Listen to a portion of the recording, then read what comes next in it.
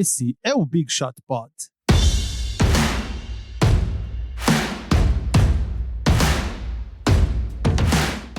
Olá, amantes do basquete, bordão de MM Isidoro mais uma vez ausente. Hoje só estamos eu, Vavo e Guilherme Pinheiro aqui no meu lado. É uma sensação de vazio nesse estúdio, né? Pelo segundo programa seguido, eu estou apresentando, ou seja, eu me torno o segundo maior apresentador deste podcast, da história do podcast, ultrapassando o Cris Dias. 2 para Vavo, 1 para Cris Dias e quantos para o Marcel? Estamos no 13º, 11. 11 para... Não, 9? Não, esse é o 13º. Então 10 para o Marcel, 10 Marcel, 2 eu, 1 Cris Dias. No próximo, o Marcel estará de volta e voltará a abrir vantagem no ranking dos apresentadores do Big Shot Pod. Bom, se ele não tiver, ele inclusive abre a possibilidade que a gente demita ele. Exatamente. 3 ausências seguidas, demissão por justa causa. Antes de entrarmos na pauta do programa de hoje, vamos dar aquele recadinho básico. E-mail do Big Shot Pod, manda aí, Gui. bigshotpod@ampere.audio. E os perfis? São em qualquer rede social, @BigShotPod. Menos no Google Plus, que eles mandaram um e-mail avisando que iam fechar a... Falecido Google, finado. Quase finado, acho que ainda tem os últimos dias. Mais um recado, se vocês puderem, assim, a gente podia estar roubando lá fora, assaltando, mas estamos aqui só pedindo para vocês entrarem no iTunes e avaliarem com 5 estrelas o Big Shot Pod e deixarem um recadinho bonito dizendo: esses caras são muito legais, entrem lá, escutem, melhor podcast de NBA do Brasil, aquela coisa do tempo, né? Se for dar menos de 5 estrelas, nem entra, entendeu? Teve um cara que deu 1 estrela.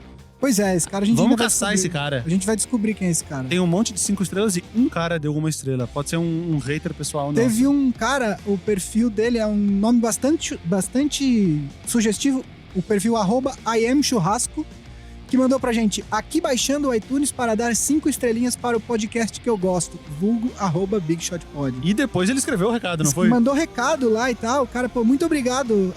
O nome dele acho que é Guilherme também, eu vou até olhar aqui no iTunes, mas eu acho que o nome dele é Guilherme também. Vamos então para os destaques iniciais? Vamos lá. Normalmente eu começo, mas como eu tô apresentando, eu acho que eu vou dar as honras pra ti. Então vamos lá. Eu começo meu destaque inicial com uma pergunta para você, Vavo, que é: o que tem em comum os atletas Joel Embiid, Pascal Siakam, até agora camaroneses, Bismack Biyombo, os já aposentados Dikembe Mutombo e Hakeem Olajuwon? Todos nasceram no continente africano. Exatamente. Eu tô falando sobre esses jogadores porque no último dia 16, a NBA, juntamente com a FIBA, Federação Internacional de Basquete, anunciou os planos de formar uma liga continental de basquete profissional na África, a Basketball Africa League, a BAL. Essa liga, ela vai ter 12 times, esses times vão disputar o acesso até o final, no final desse ano de 2019, vão ser no máximo 2 times por país, times que poderão ser de Angola, Egito, Quênia, Marrocos, Nigéria, Ruanda, Senegal, África do Sul e Tunísia. E o objetivo, basicamente, além de desenvolver o esporte no continente africano, existe um objetivo da NBA, claro, de não deixar mais que talentos... a África, o continente africano, dizem que vai ser a próxima fronteira do basquete da NBA. A gente já tem muitos atletas europeus, a gente tem alguns africanos na liga, alguns que inclusive marcaram história, como o Olajuwon, Mutombo, mas a ideia é que muitos mais talentos da África venham para a NBA. Atualmente, são poucos os jogadores que de fato tem a chance, apenas os talentos, digamos, fora de série, com exceção de alguns outros jogadores, que não são necessariamente fora de série, mas acabam conseguindo chegar, que de fato chegam à NBA. Então, a NBA tem essa intenção de trazer esses jogadores, de integrar mais o basquete africano com o cenário de basquete mundial e eventualmente, a própria NBA. O torneio vai ter 12 times, vai ser disputado de janeiro a março de 2020, a primeira edição, né? E vai ser num formato, ainda não está definido, mas dizem que vai ser num formato parecido com a Champions League. Imagino que tenha uma fase de grupos e eventualmente um mata-mata até a final e o campeão. Muitos atletas, os atletas africanos ficaram muito felizes com isso. O Dikembe Mutombo é um cara que vem advogando em favor da participação da NBA no basquete africano há muito tempo. É a primeira liga profissional cuja NBA vai ter alguma participação fora da América do Norte, né? Outra pessoa que ficou muito feliz é o Masai Ujiri, que é o presidente do Toronto Raptors, e que é nigeriano, né? Quer dizer, você tem um cara que já foi eleito executivo do ano e que hoje é presidente de uma das melhores franquias, estou falando de quadra, né? Quer dizer, uma das franquias com o melhor time e das mais bem administradas, que é nigeriano, quer dizer, é um feito que não é pequeno. Então, essa é uma coisa, é uma notícia muito bacana para quem gosta de basquete, é uma iniciativa muito legal. Acho que o Marcel ia gostar, o Marcel que se encontra em solo africano. Revelamos o destino secreto dele. Não falamos o país, mas que se encontra nesse momento em solo africano. Acho que o Marcel ia gostar muito de... Sendo que basta entrar no Instagram dele e ver as fotos pra descobrir onde ele tá. Acabei de revelar o... Vamos fazer o seguinte, vamos deixar aqui, o Marcel é obrigado a comentar esse episódio, pra gente saber se ele tá escutando lá na África. Exatamente. Vamos falar mal dele.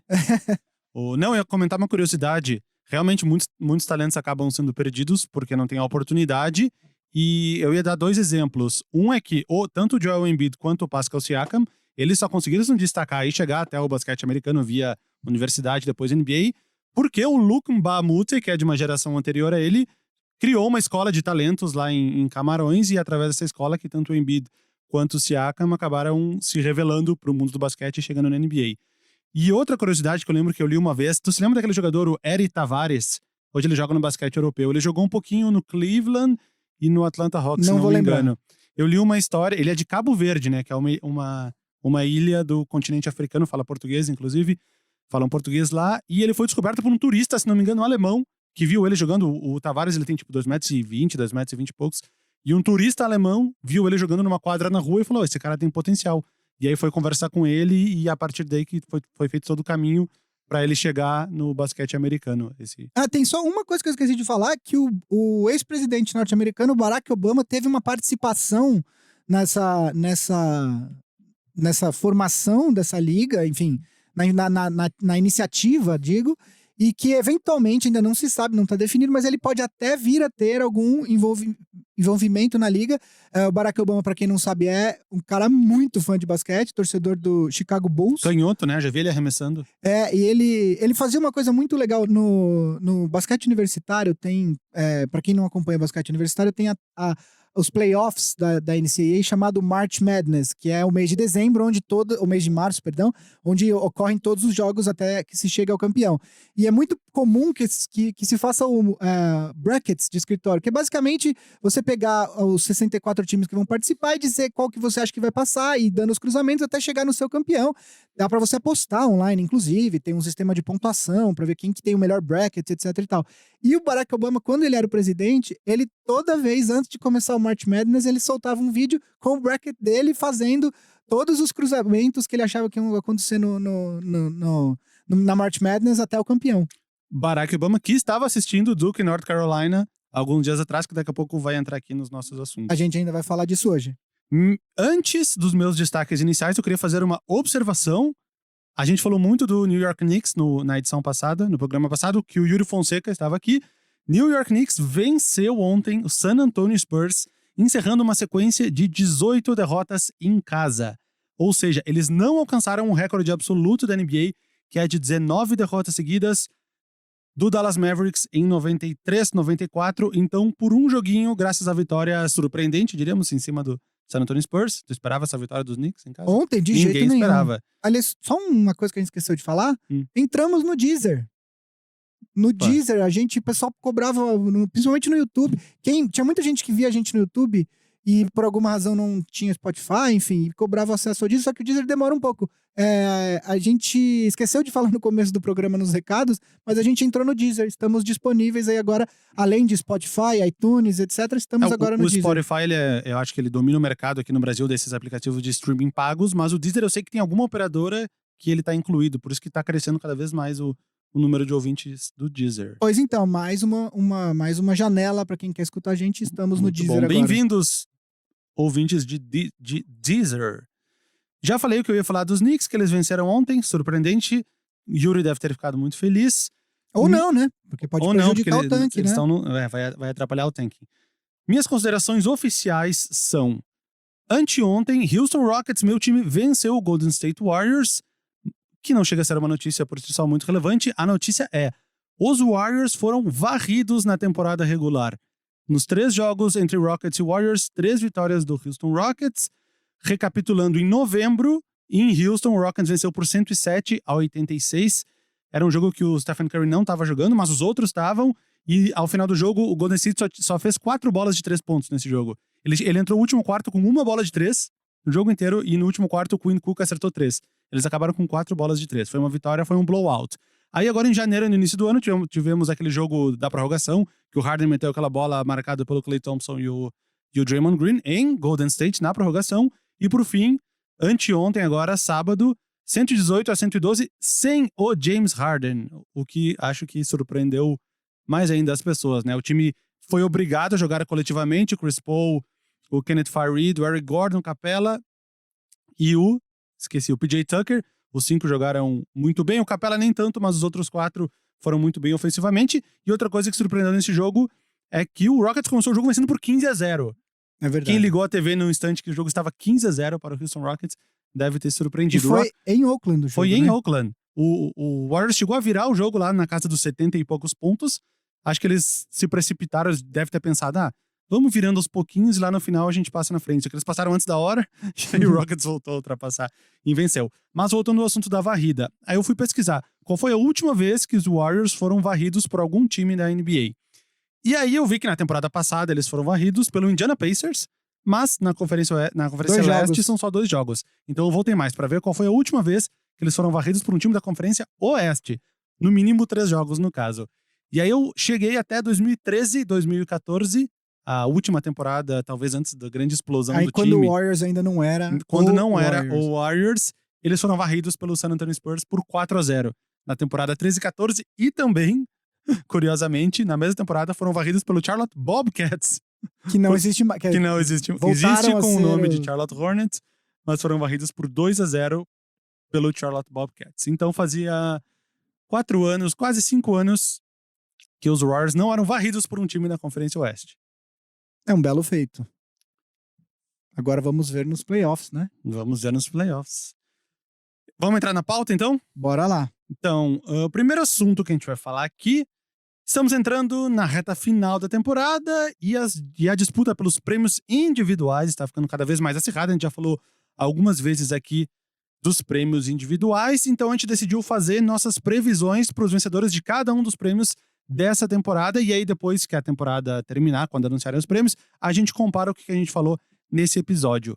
Para não ficar um episódio muito longo falando sobre todos os prêmios, a opinião minha e a tua, isso demoraria muito tempo. Então hoje a gente vai falar de 3 dos prêmios. O prêmio de executivo do ano, o prêmio de Most Improved Player, que é o jogador que mais evoluiu ao final da temporada, e o prêmio de melhor sexto homem, o melhor jogador vindo do banco de reservas. Na semana que vem a gente vai falar do melhor jogador defensivo, do técnico do ano, do Rookie of the Year, o estreante, e do MVP. Então hoje a gente fala de 3 prêmios e na semana que vem a gente fala sobre os 4 prêmios restantes.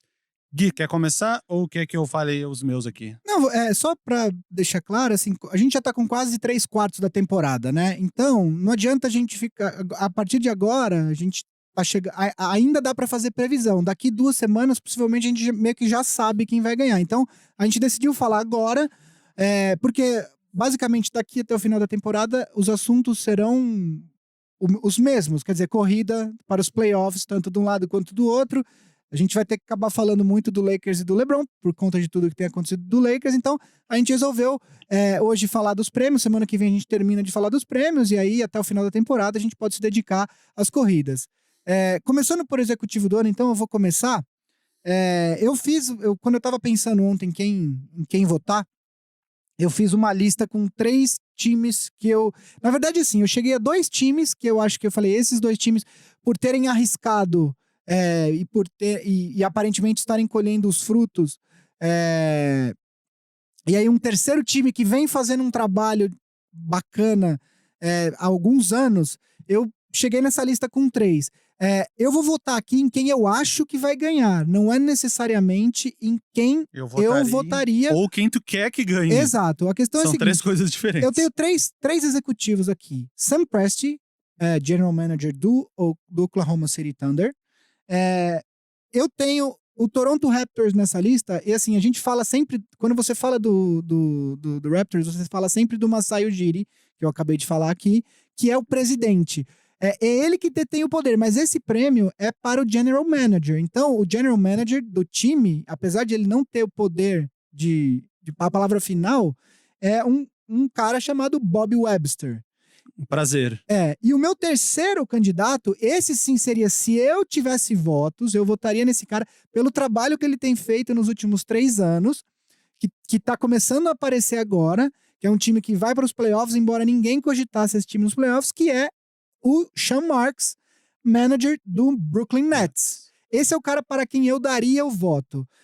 Como o prêmio vai para o General Manager, eu até cogitaria dar para o Bob Webster do Raptors, mas não é ele que decide. Eu acho que o Raptors fez uma bela aposta, aparentemente tá colhendo frutos, o Kawhi tá bem, aparentemente tá feliz, tem chance de ficar lá. Agora trouxe o Gasol, tá em segundo na Conferência Leste, né? Mas, por conta de tudo, da aposta que ele fez na temporada passada ao trazer o Paul George, faltando 1 ano de contrato, a troca do Carmelo Anthony esse ano, que trouxe para eles o Dennis Schroeder, que é um candidato a sexto homem. Quer dizer, ele veio de contrapeso numa troca e tá indo super bem. Toda a manutenção que ele tem feito no elenco. O Oakland é o melhor time de defesa da liga, se eu não me engano, no momento. E eles ainda... Oklahoma, perdão. Eu sempre falo Oakland quando é Oklahoma que eu quero dizer. O Oklahoma é o melhor time defensivo da liga até agora. E ele ainda tem o André Robertson pra voltar. Que, em tese, ele se é o melhor jogador defensivo do... A gente não sabe como ele vai voltar. Ele se machucou na temporada passada. Enfim, por conta de tudo... Eles assinaram uma boa agora com o Markieff Morris, né? Exato. Trouxe agora no mercado de buyouts, né? Então, assim, por conta de toda das apostas que ele fez, eu vou de Sam Presti para o meu voto de executivo do ano. Esse é teu palpite. É o quem eu acho que vai ganhar. Bom, meu candidato para ganhar, eu não fiz uma lista de 3, eu só escolhi quem eu acho que vai ganhar. Meu voto vai para o Elton Brand, que é recém-chegado, vamos dizer assim, como executivo, como general manager do Philadelphia 76ers. O principal motivo é porque ele, há pouco tempo, na franquia, já conseguiu montar um elenco de estrelas, vamos dizer assim. O time que já tinha o Joel Embiid, o Ben Simmons, renovou com o J.J. Redick, e ele trouxe o Jimmy Butler e o Tobias Harris, que são 2 jogadores, podemos chamar de... Não são All-Stars, porque não estavam no All-Star Game, mas usando um termo dos americanos, borderline All-Stars. Aquele cara que estão ali esperando alguém se machucar para entrar no All-Star Game. Mais ou menos o que aconteceu com o D'Angelo Russell. Exatamente, um borderline All-Star. No ano que a conferência tá mais ou menos, esse cara entra. Inclusive, se eles estivessem na conferência...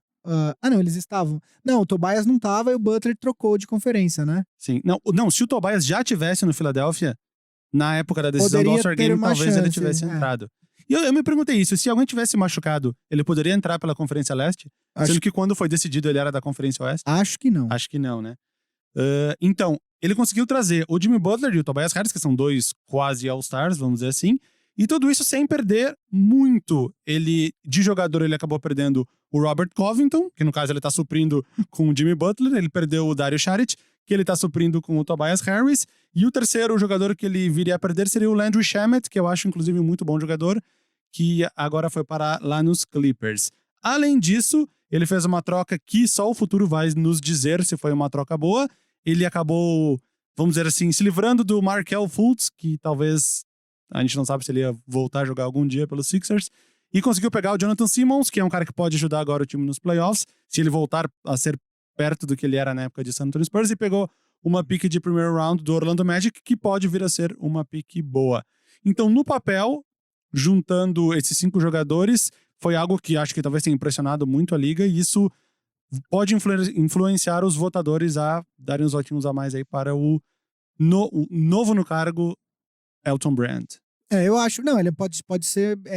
Obviamente que os votos de executivo do ano, eles são conferidos antes. São conferidos não, mas eles são dados antes do final da temporada, né?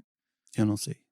Porque os prêmios de Sim, atleta, eles são anunciados você vota no final da temporada regular, E são mas anunciados eles são depois. anunciados depois da Sim. temporada. Então, Agora tem a premiação, né? pra anunciar. eu acho, não, o Philadelphia, eu só acho que o Press é um pouco mais favorito, entre aspas, porque depois da eliminação do Oklahoma contra o Utah Jazz no primeira rodada dos playoffs, eu acho que o OKC não era tão...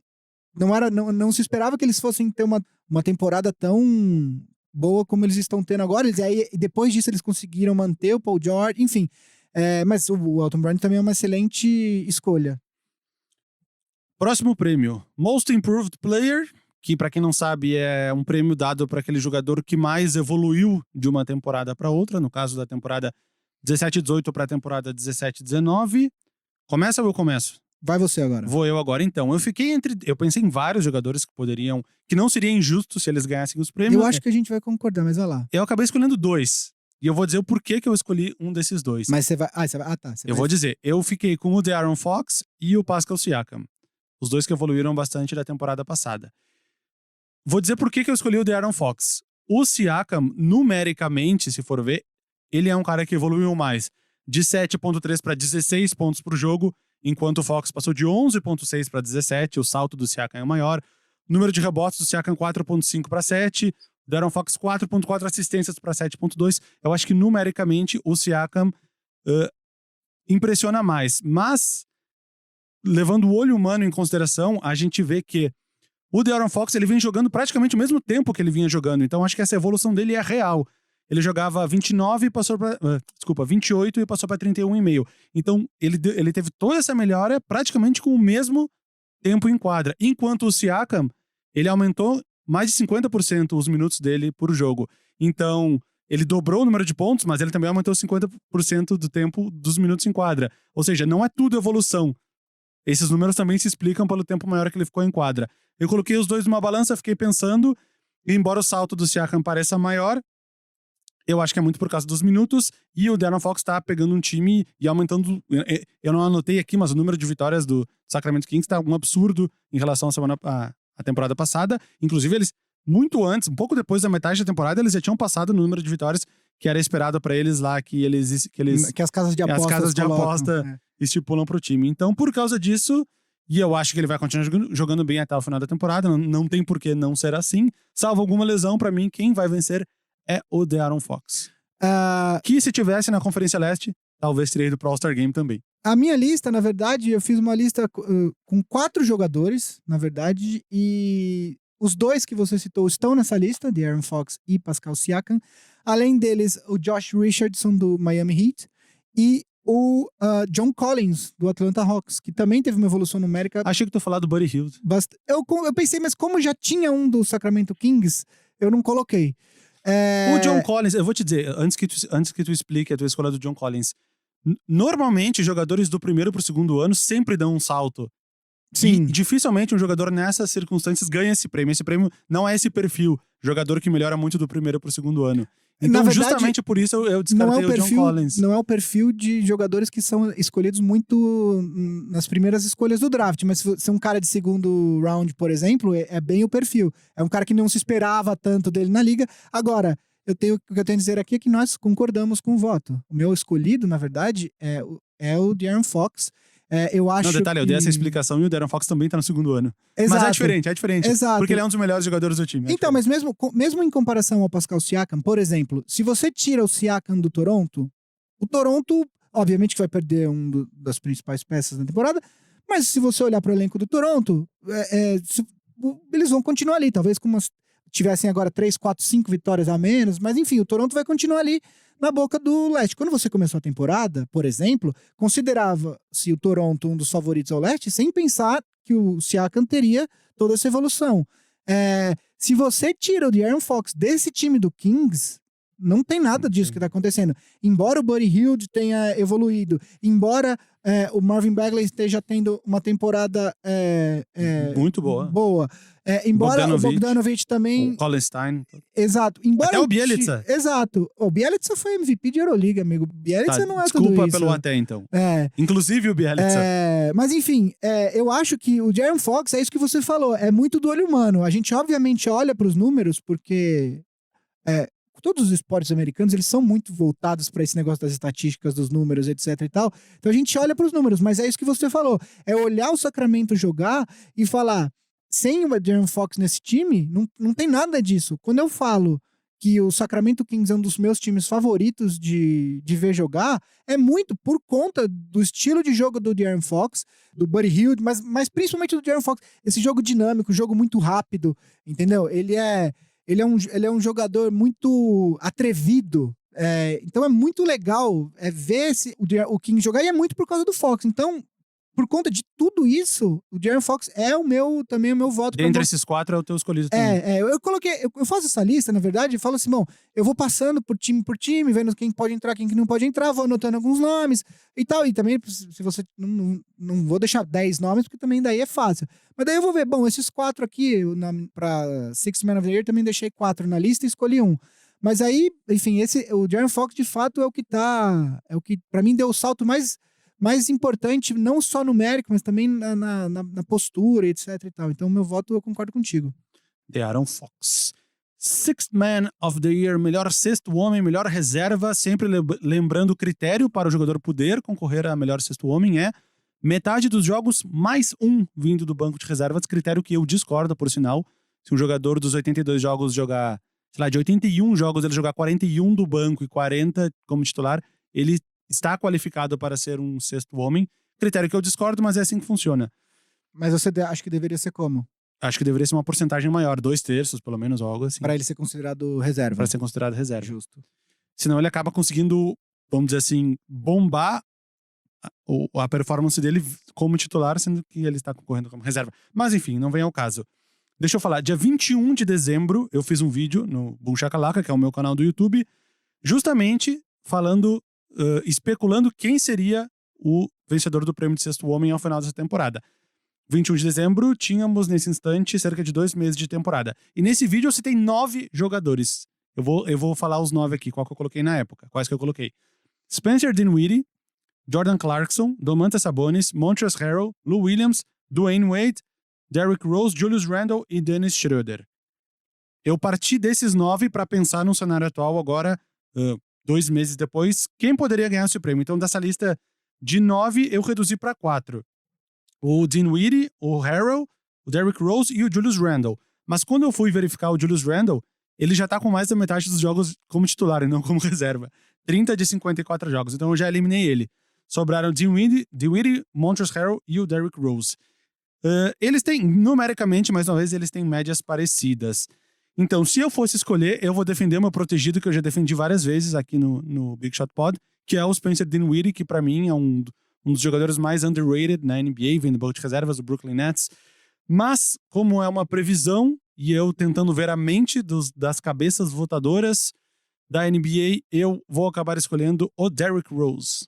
Pra você ver como a gente tá na hora limite de se fazer previsões, a nossa lista tá começando a ficar... No começo, quando a gente começou, acho que foi divergia muito. Foi o segundo episódio do Big Shot Pod, que a gente tinha opiniões absolutamente diferentes, ambas pertinentes, só que a gente ainda tava muito aberto, tinha muita coisa pra acontecer. A minha lista sobraram 4 atletas. Domantas Sabonis, que você foi seu voto. Foi o meu voto no início da temporada. E que, de fato...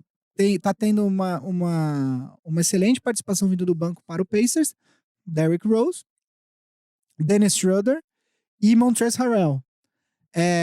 Por conta de tudo o que tá acontecendo com o OKC, quem eu acho que vai ganhar, não necessariamente seria o meu voto, mas quem eu acho, eu votaria no Harrell.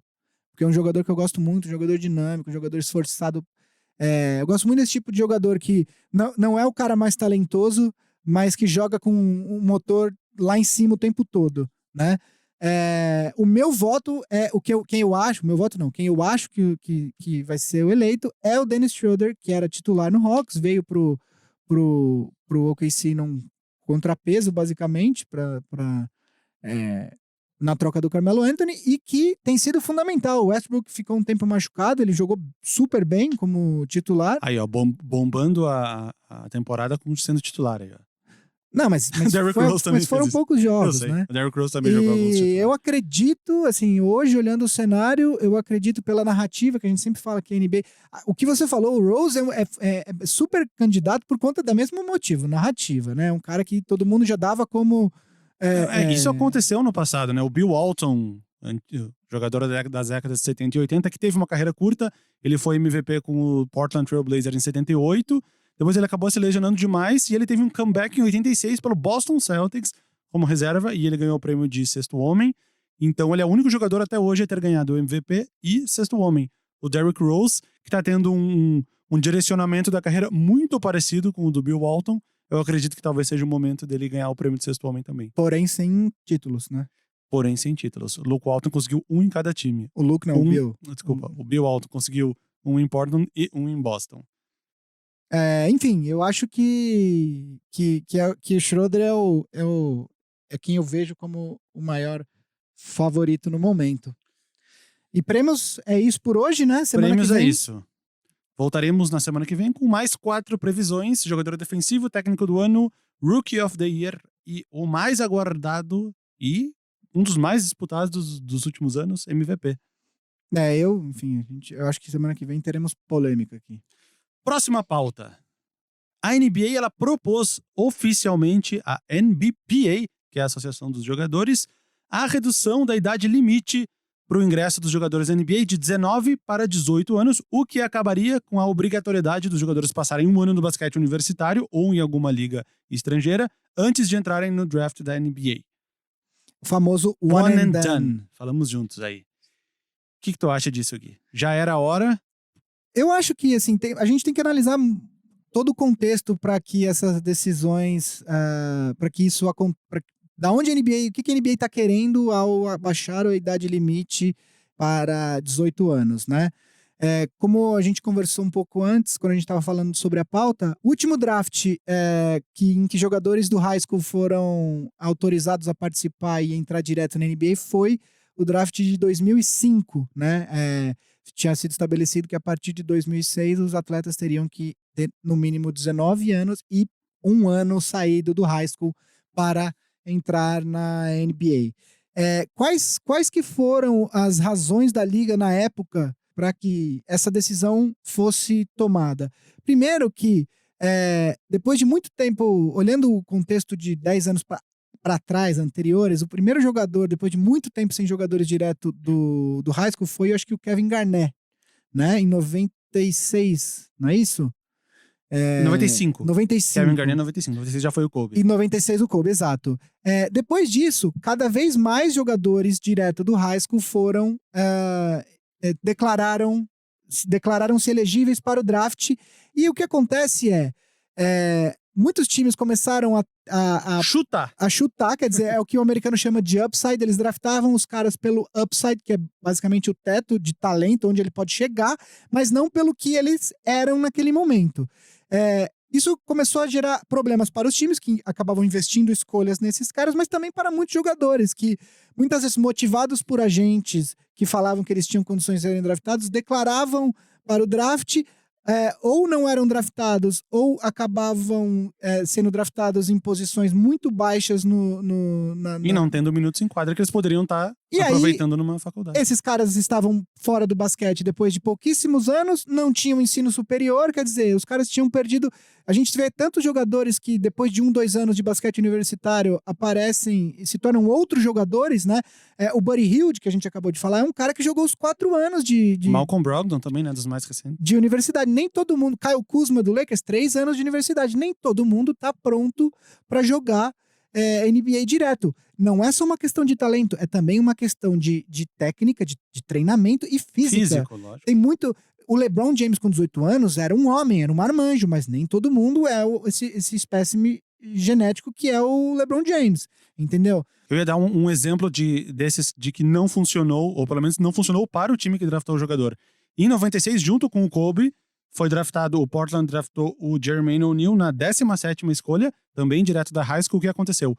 Os 4 anos que ele ficou em Portland, ele praticamente não teve nenhuma oportunidade, média de 2, 3, 4 pontos por jogo, jogando menos de 10 minutos, acabou o contrato e ele saiu. E aí ele começou, no 5º ano de carreira, ele foi pro Indiana Pacers, que se ele tivesse jogado a faculdade, seria o primeiro ano de carreira dele. O que aconteceu no Indiana Pacers, ele explodiu, virou um dos melhores jogadores da NBA. Chegou a ser All-Star, acho, jogou né? 5 All-Star Games, o Jermaine O'Neal, se não me engano, 2 como titular, e teve uma corrida para MVP que ele ficou em 3º lugar. Se não me engano, em 2003, 2004, 2005. Ele que um dos apelidos era Big Head, porque de fato ele tinha uma. Eu, como um dono de uma cabeça considerável, digo que ele também era um cara abençoado nesse sentido. Eu chamo meu filho de Big Head também. Minha mulher não gosta. Meu filho só vale avisar que ele vai completar 2 meses agora. Mas qualquer criança é Big Head, né? Proporcionalmente ao resto do corpo. Uma das nossas preocupações quando o Martin nasceu é que ele não levasse esse gene, e graças a Deus, aparentemente, ele não levou. Enfim. Deu errado pro Jermaine O'Neal, mas, por exemplo, deu certo para quem teve Kobe Bryant desde o início, por mais que ali no primeiro ano dele era um ano ali que ele jogava menos. Deu certo para quem draftou o LeBron James, mas deu errado para quem draftou o Kwame Brown, por exemplo, que também foi uma escolha de high school, primeira escolha, né? Exatamente. Enfim, a questão é, a liga começou a ver muitos jogadores pulando direto do high school, na expectativa de começar a ganhar muito dinheiro, só que muitas vezes essas decisões não eram benéficas nem para os próprios times e nem para alguns desses jogadores que não eram escolhidos e tal. Então, nesse cenário, a liga resolveu que não era a hora de se permitir que isso continuasse, e aí se mudou para para o draft de 2006, né? E aí teve início o tal dos one and dones, que os jogadores, muitos assinavam com uma universidade, e eles, na verdade, não é nem um ano, porque se você for ver, os caras chegavam lá no final de agosto pro camp, e em março eles já estavam fora, eles não ficavam nem um ano, eles só iam lá pra jogar, faziam lá os créditos que tinha e tal, mas assim, muitos jogadores, eles nem... tem escândalos de jogadores que tinham as notas aumentadas pra poder jogar, etc. O Derrick Rose, né, teve Já teve várias histórias nesse sentido, né? Enfim. E alguns jogadores preferiram não jogar na universidade e jogar fora. Os exemplos mais clássicos são o Brandon Jennings, que foi pra Itália, que foi pra Itália jogar uma temporada lá antes de declarar pro draft, e recentemente o Emmanuel Mudiay, que foi jogar na China uma temporada. Tem um documentário muito legal no YouTube, depois procurem lá, um documentário da Vice, contando toda essa jornada do Mudiay na China, antes de declarar pro draft, muito interessante. E deve ser mesmo, porque moleques, tipo, americanos, geralmente de classes mais baixas, de repente ele se vê na China jogando leva profissionalmente. A família inteira. Enfim, então... só que isso começou a gerar problemas, essas coisas do one and done, etc e tal.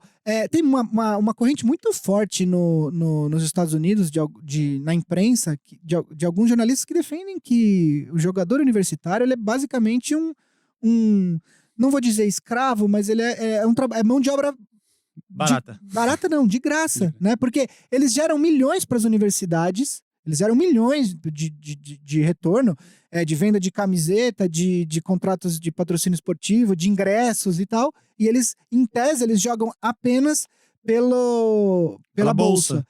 Aí também tem uma série de outros escândalos de gente que pagava eles por trás e tal, enfim. Que a gente não vai entrar aqui agora. Mais uma dica, então. Assistam o documentário Fab Five, da ESPN, que é sobre um dos maiores times da de história. Michigan lá, que tinha o Jalen Rose. Chris Webber. Rob Pelinka, GM do Lakers, era o 5º titular desse time. Era ele? Era porque era o Chris Webber, Jalen Rose. O John Howard. O Pelinka era desse time. E aí os outros caras não viraram. Mas o Pelinka era desse time. Eu sei porque quando ele falou disso, quando ele assumiu a posição no Lakers, ele fala que ele participou desse time. Enfim, tudo indica que tanto a Players Association quanto a NBA vão chegar num acordo, tá? O que não significa que não existam obstáculos a serem superados para isso, né? Uma das coisas que tem sido discutida é a liga quer que se torne obrigatório para que os agentes dos jogadores forneçam exames médicos para todos os times que pedirem. Por quê? Atualmente, isso não é obrigatório. Então, alguns agentes se valem disso, de não divulgar os dados médicos para alguns times, para tentar direcionar esses jogadores para os times que eles querem ir. Então, por exemplo, o Kings é um time que sofreu recentemente com isso. Alguns jogadores não liberavam os dados médicos para o Sacramento Kings. E aí, basicamente, o que isso dizia é o seguinte: você quer draftar o fulano? Pode draftar, mas é você que está correndo risco, entendeu? A liga quer, então, que isso seja tornado obrigatório, que os jogadores que estão entrando no draft sejam obrigados a fornecer informações, né? Tem uma outra questão que é a Players Association tem como principal objetivo defender os interesses dos atletas, né? O que acontece? Com a abertura para que atletas do high school entrem na NBA, alguns veteranos correm muito risco de ficar sem trabalho na NBA. Por exemplo, para citar um cara aqui que hoje estaria numa posição... Corey Brewer. Sério foi um dos que eu pensei.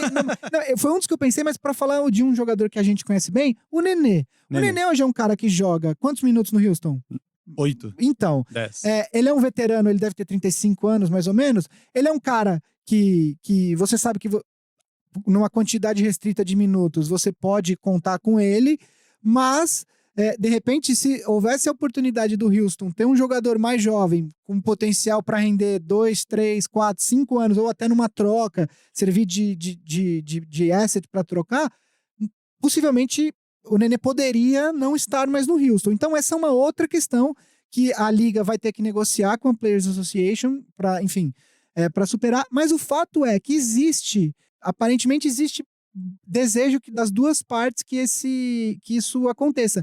E a própria NCAA, que é uma organização super poderosa nos Estados Unidos, as universidades, etc., elas mesmas estão entendendo em alguns casos que não vale a pena você ter jogadores que não estejam interessados em estar lá. Um caso clássico, Ben Simmons.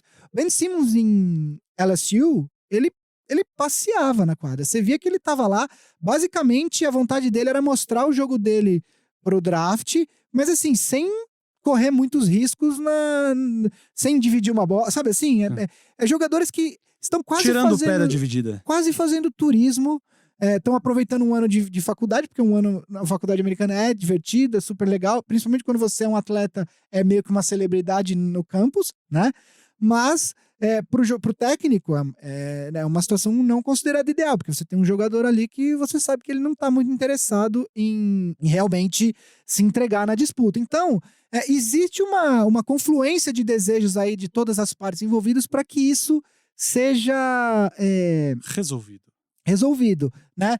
Uma das coisas que pesa também é o fato, e a gente vai falar um pouco mais disso na próxima pauta, mas é o fato de que alguns jogadores correm um sério risco de se lesionar e de nunca mais jogar, ou nunca mais jogar como se esperava que eles fossem jogar.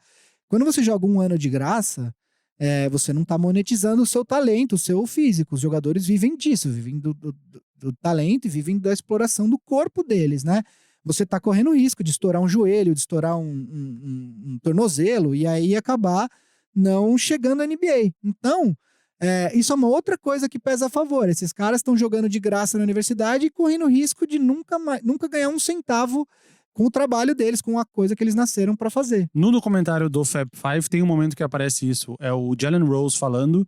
Jalen Rose, pra quem não sabe, teve uma carreira toda na NBA e hoje ele é comentarista da ESPN americana. Da ESPN. E o Jalen Rose fala... Conhecido também por ter levado 81 pontos do Kobe Bryant. Kobe Bryant. Coitado, a lenda pegou nele, porque ele era o cara designado. Mas se você for ver no jogo, ele faz ponto em todo mundo, entendeu? Então... O marcador do Smush Parker saiu... Smush Parker era o companheiro de backcourt do Kobe Bryant nesse dia. O marcador dele saiu ileso da história. O Jalen Rose fala no momento que ele vê um tênis pra vender, não lembro se era Nike, Adidas, mas era uma linha Fab Five. Foi quando ele percebeu, ele fala isso, ele falou, eu percebi, tem marca ganhando dinheiro com o Fab Five, que é o nosso time, a universidade tá ganhando dinheiro, todo mundo tá ganhando dinheiro, e ele fala, e eu dormindo no sofá do dormitório, porque ele falou, a gente era realmente estudante de universidade. A gente tinha as festinhas da universidade, a gente dormia, dividia quarto com um companheiro de time, e a nossa vida era de um estudante universitário. Só que para todo mundo, não era. Então, esse é o maior argumento, inclusive, contra o modelo todo de esporte universitário, que muita gente usa tá todo mundo ganhando dinheiro. Todo mundo. A universidade, as marcas. Os caras do mercado de revenda de ingresso, que estavam cobrando $10 mil pra ver o último jogo de Duke. Menos quem faz o show, que são os atletas, entendeu? Então, por isso que, muitas vezes, alguns jornalistas um pouco mais incisivos fazem uma analogia direta à escravidão. Falam, os caras estão ganhando dinheiro pra todo mundo e eles não estão ganhando nada. Aí os caras falam assim, ele ganha a bolsa. Mas se o cara vai lá ficar um ano, talvez ele nem volte pra universidade se ele for pra NBA ou pra NFL, pra qualquer outra liga. Então, esse, na verdade, é o maior argumento que muitos defendem que esse modelo seja alterado. Isso, cada esporte tem a sua particularidade, né? Na NFL, a regra é que os atletas, eles têm que ter saído do high school por, se eu não me engano, 3 anos. Mas aí é por uma exigência física. A NFL é um esporte que é um contato físico absurdo, quer dizer, os estudos, inclusive, falam do efeito de se jogar futebol americano na vida de um atleta. Uma vez eu vi, faz tempo, eu não lembro nem onde, eu não sei nem a validade desse número atualmente, mas que a expectativa de vida de um atleta de futebol americano era 55 anos, Nossa. que é bem baixo, né? Enfim. Talvez até porque não tem informação suficiente para fazer, porque o futebol americano tem muitos atletas vivos pra poder calcular direito essa média. Talvez seja até pior. O ponto todo, e aí a gente tá falando um pouco mais do limite da NBA. A gente tá falando de pessoas que querem uma mudança no modelo de esporte universitário nos Estados Unidos. Que os atletas, de repente, possam ser remunerados de alguma forma, porque tá todo mundo ganhando dinheiro e eles não. Eu ia falar, antes de ir pra próxima pauta, que a gente vai falar um pouco do jogo de Duke com North Carolina, que a gente citou, da história da lesão do Zion Williamson. O Thonmaker, que agora ele trocou de time, tá no Detroit Pistons, né? Foi aniversário dele hoje. Eu vi hoje. Foi hoje ou ontem, porque eu vi no Instagram do Detroit Pistons, passou na minha Quantos TL. anos? 19 ou 36? Jamais saberemos. Nunca saberemos. O Thonmaker, ele tem uma história meio curiosa, que ele meio que conseguiu burlar as regras. Ele se formou na high school, aí ele continuou na high school, aí ele se tornou elegível porque pós-graduado. Ele já tinha se formado, então o que valeu foi a data da... Enfim, é uma história muito curiosa. Tem um atleta nesse draft, o Anthony Simmons, que também é o mesmo caso. Ele fica lá treinando, basicamente, e ele entra como pós-graduado, é um negócio assim. Então, descobriram como burlar a regra. Vamos então aqui pra, acho que é a nossa última pauta, deixa eu ver o arquivo aqui. É a nossa última pauta antes dos jogos da semana. Temos os e-mails. Os e-mails também. Os e-mails, só pra quem não sabe, a gente teve um problema no estúdio e a gente perdeu justamente o pedaço que a gente leu os e-mails na semana passada, então a gente vai ler esses e-mails. Vai reler os e-mails hoje. A gente vai falar rapidamente do jogo então de Duke com North Carolina, que é acredito que a maior rivalidade do basquete universitário aí há muitos anos. Nesse jogo, o Zion Williamson, que é talvez o maior prospecto para o próximo draft da NBA, ele sofreu uma lesão no joelho após o seu tênis explodir, rasgar do lado. O solado, ele se descolou, enfim, quem assistiu quem assistiu a cena ali conseguiu ver que ele foi dar uma freada, o tênis arrebentou, o pé saiu pra fora e o joelho da outra perna deu uma torção, ou se é que podemos dizer assim. Mas foi bizarro porque o tênis descolou inteiro quase, né? Tipo, a parte de couro descolou. Vamos expor, era um tênis da Nike. Era um tênis da Nike. Vamos expor, era um tênis do modelo do Paul George. Isso tá relacionado também com aquele assunto que a gente tava falando antes, né? Que imagina ser um Zion... Isso a 33 segundos de jogo. Imagina se um Zion Williamson vem por um acaso, tem alguma lesão de ligamento no joelho e acaba perdendo todo o potencial físico dele em um jogo de faculdade que ele estava jogando de graça, enriquecendo outras pessoas antes que ele pudesse ganhar o seu próprio dinheiro na NBA no ano seguinte. No jogo de maior rivalidade, possivelmente do basquete universitário inteiro, que é Duke contra North Carolina. Eu fui assistir o jogo. Eu não sou um cara de assistir basquete universitário. Eu falei, não, esse jogo eu vou assistir. 33 segundos depois, Zion Williamson estava saindo de quadra. Então, e é um exemplo, calhou da mesma semana você ter esse problema do Zion e da NBA pedir... Inclusive a entrevista... propor, né? Essa proposta da NBA foi logo em seguida, timing, parece que foi De propósito. mas não foi. Obviamente é uma decisão que já vem tomada há bastante tempo. Mas foi logo em seguida ao ocorrido do tênis do Zion Williamson. E aí é muito engraçado porque ele tava jogando com o tênis do Paul George, né? É o Paul George 2.5 Player Edition. E no dia seguinte, a Nike teve uma queda nas ações de 1,37%. Que no caso da Nike é bilhões. É tipo 3 bilhões de dólares, assim. Que já quase recuperou. Deve ter recuperado. Por conta de fatores econômicos e por conta do fato da lesão, depois terem visto que não foi uma lesão Sim. das mais graves. E existem alguns vídeos, vários vídeos de jogadores que rasgaram um tênis durante jogos de basquete, mas acredito eu que seja a primeira vez que o jogador se machuca por causa disso. Não, e talvez, com certeza a primeira vez que é o principal prospecto para a próxima temporada, quase certamente a primeira escolha do próximo draft, né? Então... Imaginem o desastre que seria. Imaginem em 2003, o LeBron James Pois é, no lá high em school. St. Vincent, St. Mary, no high school, jogando e tendo um Nike arrebentado e não podendo entrar pra NBA. Pois é, e aí, então assim, Duke acabou perdendo por causa disso, o Zion jogou 33 segundos, Duke perdeu em casa. Piorou a média de pontos dele, né? Por 88 a 72, né? Além do que a gente já falou do poder do esporte, das ações da Nike que caíram por conta de uma lesão de um jogador, o próprio Paul George foi perguntar pra Nike se tava tudo bem, se tinha perigo de acontecer e tal. Aliás, os tênis do Paul George, da Nike, talvez sejam os meus preferidos atualmente. Assim, eu gosto muito dos modelos dos tênis do Paul George. Mas enfim, aproveitando que a gente falou tanto de basquete universitário nesse episódio, falamos abaixar a idade limite agora do Zion, a gente ainda tá longe do próximo draft, a gente ainda tem muito chão para saber até quem vai ter a primeira escolha, qual vai ser a ordem do draft, mas durante a off-season a gente vai falar muito de draft, de tudo isso. Então eu fiz uma listinha aqui com alguns prospectos, 5 prospectos além, porque a gente fala muito do Zion, né? Zion, mas tem outros prospectos considerados muito fortes. Esse draft é um draft considerado top-heavy, quer dizer, alguns especialistas acreditam que depois ali da 5ª escolha cai bastante a qualidade. Então, tancar é uma opção boa nesse draft. Diferentemente do draft passado, que era considerado um dos mais fortes dos últimos anos, né?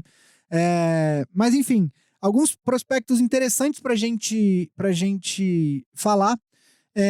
Vamos lá, começando no time do próprio Zion, tem 2 jogadores, eles falam que inclusive foi a melhor classe de recrutamento possivelmente da história, porque Duke pega o que muitas pessoas consideravam os 3 melhores prospectos daquela classe para o mesmo time, que é o Zion, o R.J. Barrett, que na verdade era até antes da temporada considerado o melhor... Até alguns meses atrás... O melhor prospecto Os mock drafts colocavam o R.J. Barrett em primeiro, depois que mudou para o Zion Williamson. E o segundo jogador além do Zion, o terceiro no caso, é o Cam Reddish.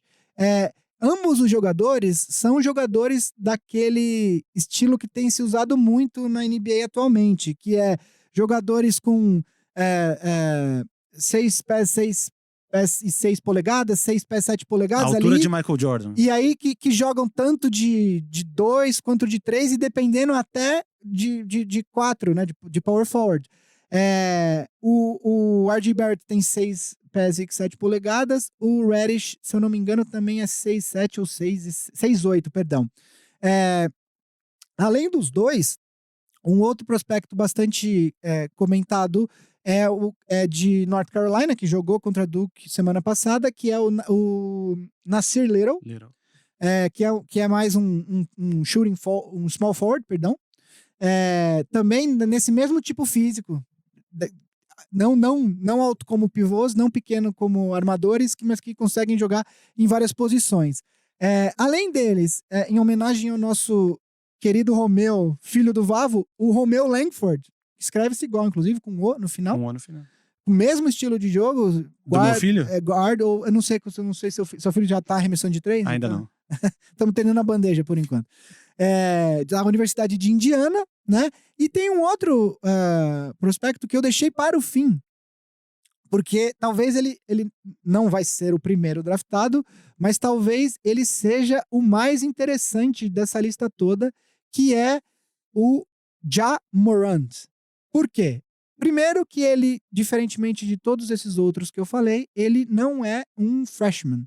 Ele está no segundo ano dele de faculdade.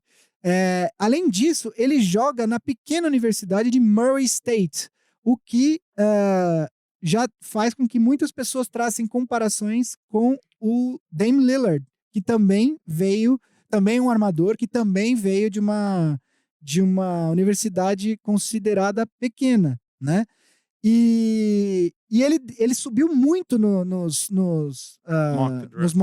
mock drafts desse ano. Ele tá.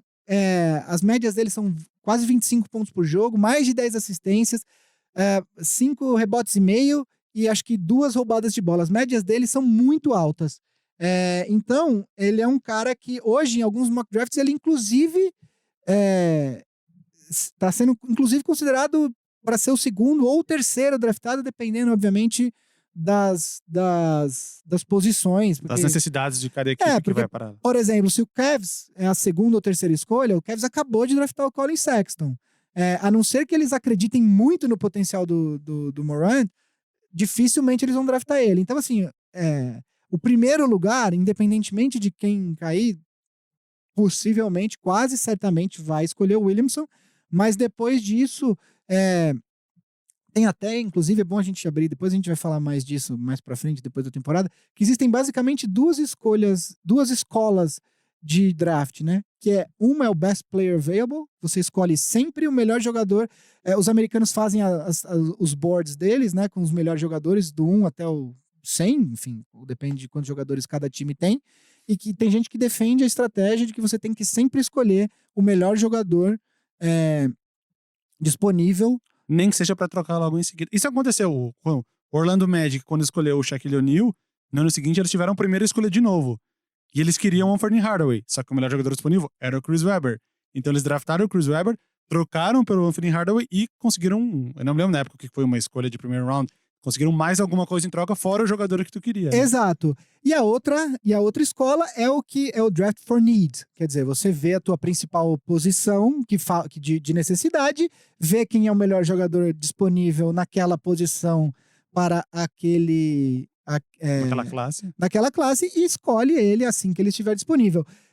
E aí existe uma terceira que fala, se você está mais para o topo do draft, você escolhe sempre o melhor jogador disponível, e se você está mais para o fundo do draft, você escolhe, aí você vai pela posição. Enfim, são estratégias, a gente vai discutir muito isso na off-season. Eu acho que quando chegar mais perto do draft, a gente tinha conversado esses dias de fazer um programa especial mais focado nessa parte dos prospectos, e a gente teve até a ideia de convidar os rapazes do Live College BR. A gente não sabe se algum deles pode vir na segunda-feira à tarde gravar, o Rodrigo Lazzarini ou o Leonardo Sasso. Não, a gente vai convidar. A gente vai convidar pelo menos um dos dois, se eles estiverem escutando aqui. Eu sei que eles já escutaram outros episódios do Big Shot Pod. Se não, eu te mando uma mensagem no WhatsApp depois e combina isso. Exatamente. Então, assim, lembrando que essa lista não são os 5 melhores, são 5 considerados entre os melhores. Eu falei do Nasser Little, mas tem o Jared Culver também, enfim, tem alguns outros. Falavam bastante do Bol até uns meses atrás, antes dele se machucar. O Bol se machucou, tem o irmão do Michael Porter Jr., o John Tay Porter, que também estava bem, mas daí se machucou também, acho que, se eu não me engano, eu não acompanho tanto o basquete universitário, mas eu acho que ele também não está jogando. Enfim, tem muitos prospectos, a gente vai falar deles mais pra frente. Eu fiz uma lista de 5 que é pra gente já começar a acostumar o ouvinte, porque agora a gente não tá falando deles, mas daqui a alguns meses a gente vai estar falando muito deles, né? Vamos então para as perguntas dos ouvintes, que nem a gente falou, a gente gravou na semana passada, tivemos um probleminha com o arquivo de áudio, a gente perdeu, acabou cortando fora do programa, mas então vamos responder as mesmas perguntas que a gente tinha botado ao ar, que não foi para o ar, na semana passada. Gui? Na verdade, assim, o primeiro e-mail não é nenhuma pergunta, é um elogio? Ouvinte, é quase isso. Não, é um elogio, eu considero um elogio. O Christian Alvarenga, ele falou que ouve o podcast da gente, que curte muito, que já acompanha há mais de um mês, e que seria muito legal se a gente fizesse uma reunião ou para assistir jogos, ou para conversar sobre NBA, presencial, enfim, marcar, ou de repente um live pod, a gente pode pensar nisso também. É uma ideia muito bacana, a gente acabou de começar o podcast, esse é o nosso 13º episódio, tem 3 meses o podcast, mas que no futuro a gente cogita, principalmente, de repente, antes do começo dos playoffs, ou de repente marcar de ver um jogo das finais, enfim. É algo que a gente considera bastante... Sempre dá pra ir lá no O'Malley's e juntar a galera, né? Ah, sim, isso acontece muito no futebol americano, outros esportes americanos, isso também acontece muito. Então tá, a gente promete que até o jogo 7 ou o jogo 4 das finais da NBA, a gente marca um encontro. E aí... Vai ser em São Paulo, eu sei que a gente tem ouvintes do Brasil e do mundo inteiro, mas vai ser em São Paulo. E mas quem quiser vir de outras cidades, vai ser super bem recebido, a gente vai adorar. A não ser que tenha alguém pra patrocinar aí uma viagem nossa. Também, pode ser uma boa possibilidade também. Qual que era a pergunta do Portland? Era do Portland. O André Atan, ele manda e ele fala o seguinte: sou torcedor do Portland e queria fazer uma pergunta sobre o meu time, que é: o que falta para o time engrenar e chegar numa final de NBA ou, quem sabe, até ganhar? Ele fala assim, só para terminar o que ele fala, o backcourt do Blazers é um dos melhores da liga, o pivô é bom, o time quase sempre se classifica para os playoffs, mas acaba caindo muito cedo. Ele fala que ele tem a opinião dele, mas ele queria ouvir a nossa opinião. Então, Vavo, manda lá. Eu falei isso na semana passada, quando não foi ao ar. O Portland tá naquele limbo, que é um limbo um pouco mais avançado. Eu até citei, tem o limbo do Miami Heat, que é aquele time que que ele tá mais para baixo. Ele não é ruim o suficiente para pegar uma escolha boa no draft, ou para ter chances boas de ter a escolha boa no draft, mas também não é bom o suficiente para passar de uma primeira rodada. O Portland, eu acho que ele também tá meio que estagnado, mas num lugar superior ao Miami Heat. Ele é meio que certo que ele vai para os playoffs, e tem ido nos últimos anos, mas ele não tem muitas forças. No máximo que ele vai fazer com o time atual talvez seja chegar na segunda rodada, passar da primeira rodada e chegar na segunda. No ano passado, eles classificaram em terceiro. Tava tudo muito equilibrado, fora o Rockets e o Warriors. Eles acabaram ficando na frente de todo aquele bloco do terceiro até o 8º colocado. E isso não se refletiu no confronto que eles tiveram com o New Orleans Pelicans, onde eles foram varridos. New Orleans Pelicans de quem? De Anthony Davis. A gente não poderia passar um episódio sem falar o nome dele. O muso do Big Shot Pod. Então, eu acho que realmente o Portland tem que ver se ele quer ir pro tudo ou nada, que no caso seria trocar o CJ McCollum, o Nurkic, tentar pegar algum outro jogador pra fazer aí uma dupla com o Damian Lillard, ou até mais radical do que isso, tentar transformar o Damian Lillard em alguma coisa que possa trazer títulos pra eles, ou se ele... Eu vou pela seguinte linha. Eu gosto muito do Damian Lillard. É um dos meus armadores preferidos. Eu gosto muito. Ele cansou de matar o Lakers, principalmente nesses últimos anos que o Lakers... Você tá falando com o torcedor do Rockets que tomou aquela bola de 3 com 0,9 segundos na primeira rodada. Mas ele fez contra o Lakers no começo desse ano, algum jogo ano passado. Ele sempre, assim, ele é um dos armadores que eu mais gosto. Eu adoraria ter ele no Lakers.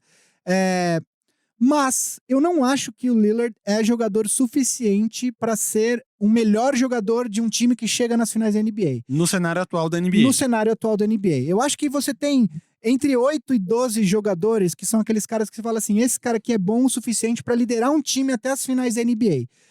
Infelizmente o Warriors tem 2 desses. O Toronto tem um, o Milwaukee tem outro. Enfim, são pouquíssimos desses jogadores. Eu acho que o Blazers deveria usar... eu gosto do Nurkic, eu gosto do McCollum, mas eu acho que esse trio não é suficiente para chegar numa final de NBA. E para conseguir um a mais, precisa se livrar, infelizmente, de um desses. Eu acho, assim, eu acho que até o Yuri chegou a falar isso na semana passada, quando a gente gravou e acabou perdendo. De repente, usar o McCollum e o Nurkic para trazer uma peça um pouco melhor. Por exemplo, agora já passou, não é o caso, mas o próprio Anthony Davis. De repente, não sei nem se era viável, assim, ele falou aqui, mas a ideia é essa, é usar essas duas peças para, de repente, trazer algum jogador que seja o melhor jogador do time e que desafogue um pouco o Damian Lillard. Eu acho, você fala assim, mas você vai ter um trio e vai ter uma dupla, mas você teria mais medo de jogar contra Damian Lillard, McCollum e Nurkic ou contra Damian Lillard e Anthony Davis? É muito mais perigoso pegar um time com Lillard e Davis do que Damian Lillard, McCollum e Nurkic, entendeu? Gosto muito dos 3 jogadores, mas acho que o que falta é isso, assim, o elenco de apoio ali do Portland também é bom, mas o que eu acho é que falta um cara que, na hora que pegar um time contra um Kevin Durant, na hora que pegar um time contra um James Harden, fala, eu vou ganhar esse jogo. Eu gosto muito do Lillard. ele pode ganhar um jogo, não a série. Essa aqui, não uma série de 7 jogos, entendeu? Então eu acho que é isso que falta. Falta algum atleta de nível altíssimo ali pra jogar junto com o Lillard. E para free agents, eles não têm espaço no teto salarial, né? Contratos muito altos. Não tem espaço e Myers Leonard tem contrato alto, o Evan Turner tem contrato alto, que são jogadores que não correspondem na quadra o que eles recebem. Não tem espaço e Portland não é um destino muito comum para free agents, e estão né? muito além do salary cap também, né? Exato. Então, assim, eu gosto do time do Portland, mas eu acho que ainda falta... Aqueles 2 últimos degraus são os mais difíceis de você subir, né? Ainda mais na Conferência Oeste atual, onde um LeBron James talvez não chegue aos playoffs. E ainda assim, você pega um time, por exemplo, se o Lakers milagrosamente classifica nos playoffs, quem quer pegar o Lakers, pegar o LeBron... Independente, esquece.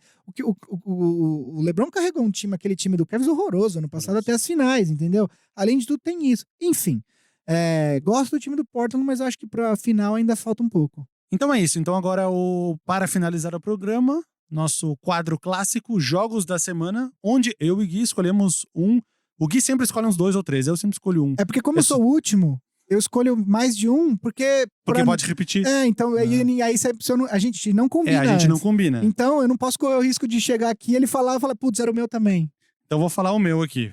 Meu jogo, então, dia 28 de fevereiro, que é uma quinta-feira, nós temos Philadelphia 76ers e Oklahoma City Thunder em Oklahoma City Thunder. Tá na minha lista. Tá na tua lista? Aí, ó. 8 da noite do Eastern Time. Já vai ter mudado o horário ou ainda não? Vai ser às 10 ou às 9 aqui? Que vai arrumar uma hora lá também.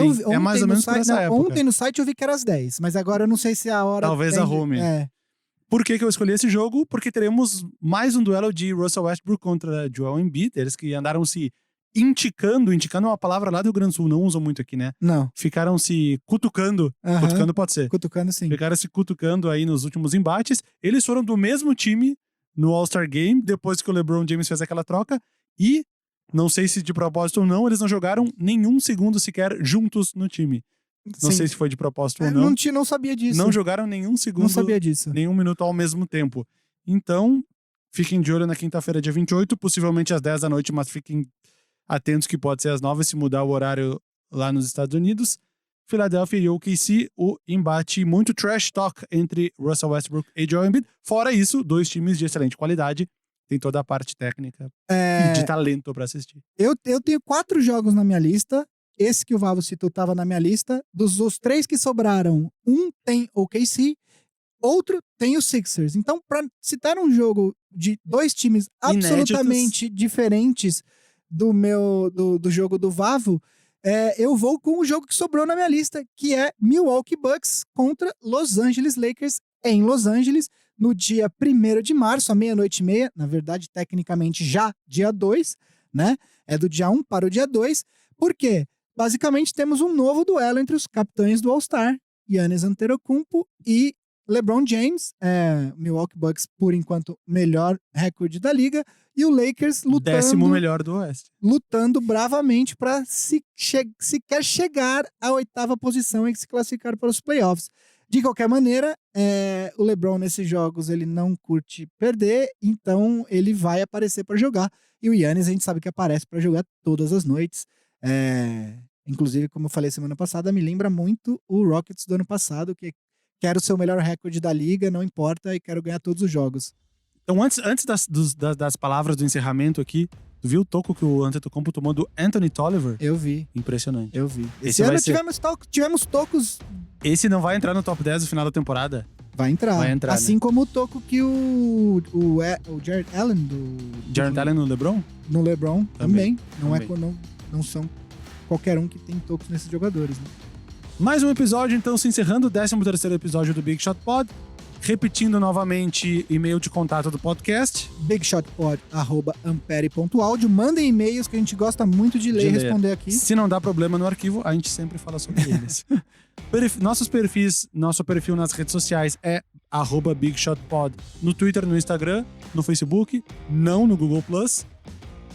E se vocês gostam do nosso podcast, além de espalhar para os amigos, que a divulgação boca a boca é a melhor divulgação que existe, não deixe de entrar lá no iTunes e dar 5 estrelinhas pra gente, pra pessoa que entrar depois ver e querer escutar o Big Shot Pod também, nos outros apps de podcast também, não só no iTunes.